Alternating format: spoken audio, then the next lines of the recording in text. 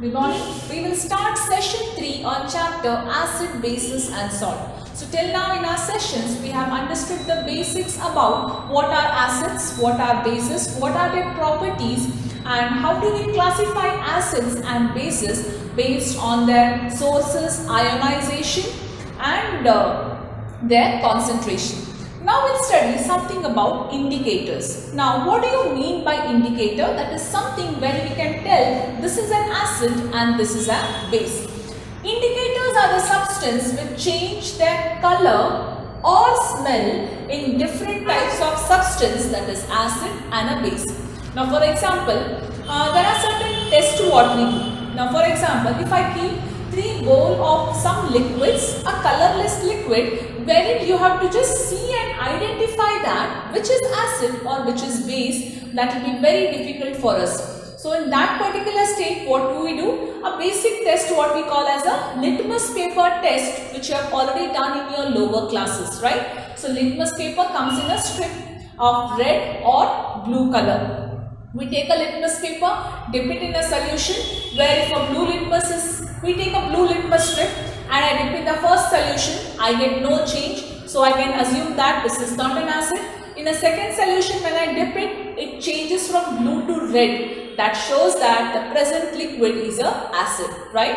That is how we do on base of the color. So there are different types of indicators. Natural indicator, synthetic indicator and olfactory indicators. Natural indicators are the indicators which are prepared naturally or which are derived from some natural sources. Now for example, under natural indicator there comes litmus. What is a litmus? Litmus is a dye obtained from a lichen plant. So it is obtained from a plant source.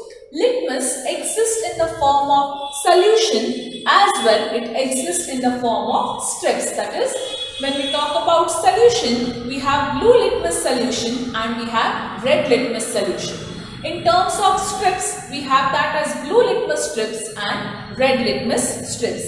Then we have turmeric. Turmeric is a general turmeric what we use in our house, haldi. That is also comes under natural indicator. Red cabbage will also come under natural indicator. Now, litmus will not be easily available to us because we need to go to a chemist or we need to go to where we get all these chemicals, we need to buy there. But when we talk about turmeric, it is readily available. Red cabbage is sometimes available in the departmental stores if you check. It is same a cabbage but it is red in color. That is also a natural indicator. Apart from this, there is another natural indicator. A flower of a hydrangea plant is also a natural indicator. If not hydrangea plant, the basic similar properties also occur in the hibiscus plant, a typical hibiscus plant what we all have it in our house. That flowering plant also possess the property of a natural indicator. Next, we'll move on to synthetic indicator. Synthetic indicator, we have 2 types, that is phenolphthalein and methyl orange. So what is basically phenolphthalein? Phenolphthalein is a colorless liquid. Okay. Methyl orange, as per the name, a liquid which is orange in color. So phenolphthalein and methyl orange will help us to indicate whether the given solution is acid or a base. Then comes the olfactory indicators. Under olfactory indicators, we have onion, vanilla and clove. These are the ones which we use in our everyday routine. Onion, not exactly the onion what we get. Yeah, of course onion, but in the form of an onion paste. Vanilla in the form which is extract from a vanilla plant and in the form of a vanilla essence.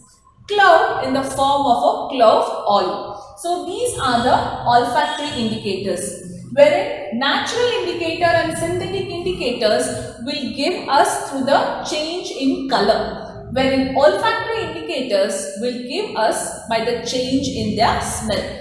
That is why the name olfactory indicators. Now here is a table which tells us by these indicators how the color or the smell changes with respect to acid and with respect to base. Now basically how we have to carry out this experiment is, Let us take two test tube. So we'll name this as test tube A and test tube B. Yes. So in both the test tube, I'll be only telling this for once about how we are going to use it actually. This will be done in your laboratories. If in case, you want to try this at home, you can try that with red cabbage extract, or you can try that. Hydrangea plant will not be available to you easily. You can try that with hibiscus flowering plant. Okay. So what we can also try with olfactory indicators. So, but what happens is at home you can't be using those strong acids. Where, see, here in this acid-base test, we were not dealing with citric acid, lactic acid, oxalic acid, etc. We are purely dealing with strong acids, that is hydrochloric acid or sulfuric acid or nitric acid. Because weak acids do not furnish H+ ions, since they will not give us the accurate result. So even at home, sometimes when we try, we might not get the accurate result because we might use vinegar, citric acid. To a level you might get yes. With litmus paper, we definitely get the results of this. But with other things, quite not possible. But you can give a try with whatever possible things at home.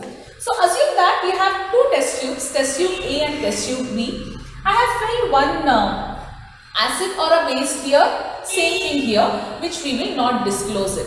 Now I have to find out whether A test tube has acid or B test tube has acid, or A test tube has base or B test tube has base. So my work is to identify what is the given content in test tube A and test tube B. So we'll begin with the test here. So what we do here is, let us first go with litmus. So basically here in this part, we usually do not go with the litmus strips, but we go with the litmus solution. So what I do is, first of all, I take a litmus solution and I put some drops of litmus solution in this, right? Which litmus solution? Now, I don't know what type of an acid it is. What I do here is, I put some drop of blue litmus solution into this. So when I put a drop of blue litmus solution into this, this colorless acid will change to red color, right? And when I put some drops of red litmus solution in this, this colorless will turn to blue, right? So litmus, if it is turning red, it is meaning that test tube A contains acid and test tube B contains base. Always red and blue is not acid and base. It depends upon the indicators what we use. Okay. So, okay. But what happens if in case I change, I put here red litmus solution and I put here blue litmus solution. When I put red litmus solution into a part here, unknowingly, this being an acid, there won't be any change. It will be red, it will be the same thing only. Why? Because we are adding we are using a wrong litmus there. So, when we put blue litmus and when we put red litmus, it changes the color. That is with the litmus test. Then, red cabbage extract. Now in the red cabbage extract, what happens here is, red cabbage is just an extract. Of course, it is reddish, maroonish red in color. Okay. So what we will do here is, we'll put red cabbage extract in this and we'll also put red cabbage extract in this.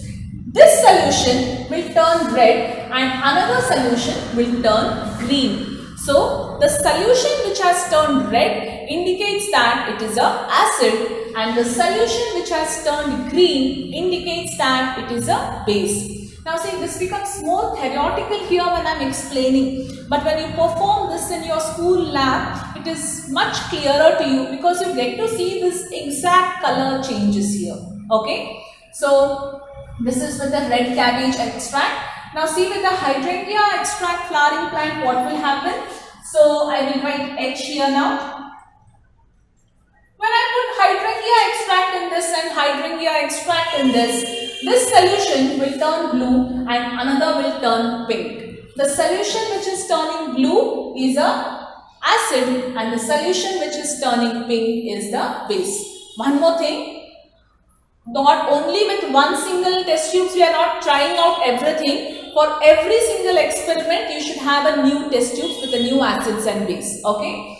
Next, turmeric is very simple. You can immediately give a try at home, right? What you do is, you eat sambar, you eat pickles, anything in which turmeric content is there, accidentally falls on your dress, right? What color stain it gives? Definitely, if it falls, it gives you the yellow color stain. Definitely, turmeric is yellow in color. So, what you do once, so you try to wash it. Yeah, you just put it under the tap. Will the color change of the turmeric? It will not change. I want you all to try at least the turmeric one at home because it is quite very simple. Take some turmeric, apply it on the cloth, apply it on the waste cloth. Otherwise, your mom will come behind me and she'll ask, why did you waste my piece of dress or something? What you can do is here, take a waste piece of cloth, put a little water in turmeric, make it a paste like something, apply it on a dress, right? You have a yellow stain, orangish yellow stain on your cloth. Now what you do is, keep it under running water. Try to take it away. Turmeric stain will not go. We all know that. What we do now is, apply soap. The magic is, when you apply soap, turmeric turns to red. If you have actually seen this. Do this today, you will get to know this. That means, turmeric will not change if it is exposed to acid. That means, now I put it under running tap. Running tap is not acidic, but still, turmeric when exposed to acid will have no change in it. It will remain same yellow color stain only. But once it comes in contact with the soap, detergent, soap powder, it turns red. So that is the natural indicator. Okay. So here what we can do is, that's what. When in a turmeric part, when you put a base, or in the base when you put turmeric, that turns red actually. So you need not have any acid base here. You can try that in your home itself by applying soap. It turns red. Now next we go for synthetic indicators, phenolphthalein and methyl orange. Now phenolphthalein being a colorless liquid, I will put few drops of 2-3 drops of phenolphthalein in this, 2-3 drops of phenolphthalein in this. Acid and whatever I have chosen, those both are colorless. Phenolphthalein being colorless, when I put a drops of phenolphthalein in this, it remains colorless. And in the another test tube, it turns pink. Gradually, a drop of phenolphthalein in the base will completely turn it into pink. So, phenolphthalein shows no color, that is colorless in acid, and it turns to pink in base. Methyl orange being orange in color, so in methyl orange when I pour in this, it will change to red color and change to yellow color in base. Next, now let's come to this. Olfactory indicators, onion paste, vanilla essence and clove oil. What you are supposed to do here is, take a strip of cloth, right, and take some onion paste, apply it thoroughly on the strip of cloth. Let the onion paste dry for some time.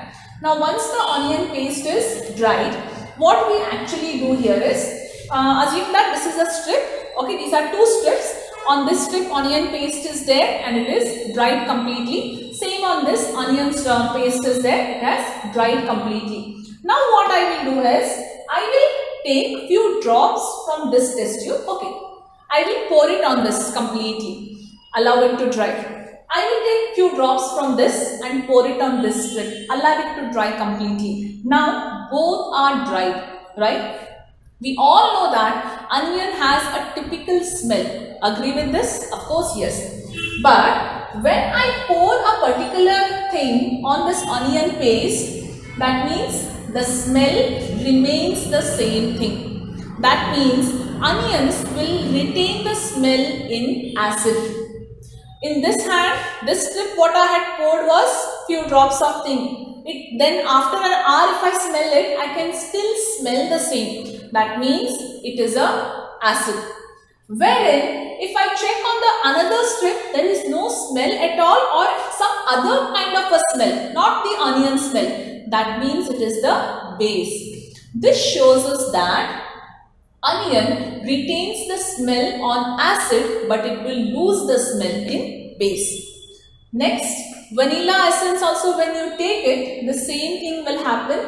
Or clove oil also, when you take it, the same things will happen.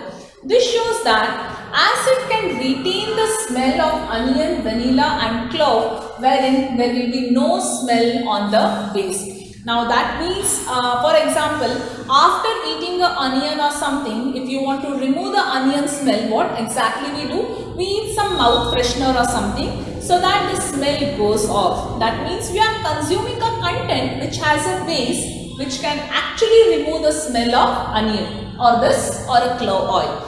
So these are olfactory indicators. I think you can go ahead with turmeric and you can try with red cabbage extract or with the hibiscus extract at home and see what are the results. But this is going to be the final chart. There is no change here. Light red, dark red, light green. No, it is green, it is red, it is blue, it is pink. And these colors are fixed with respect to acids and with respect to base. Now there we complete the indicators part, how to check the presence of acid base with respect to natural, synthetic and olfactory indicators. Now in our tomorrow's class, let us see the reactions of these acids and bases with metals, non-metals, etc. So in today's class about indicators, if you have any doubt, you can call on the same day of the video set.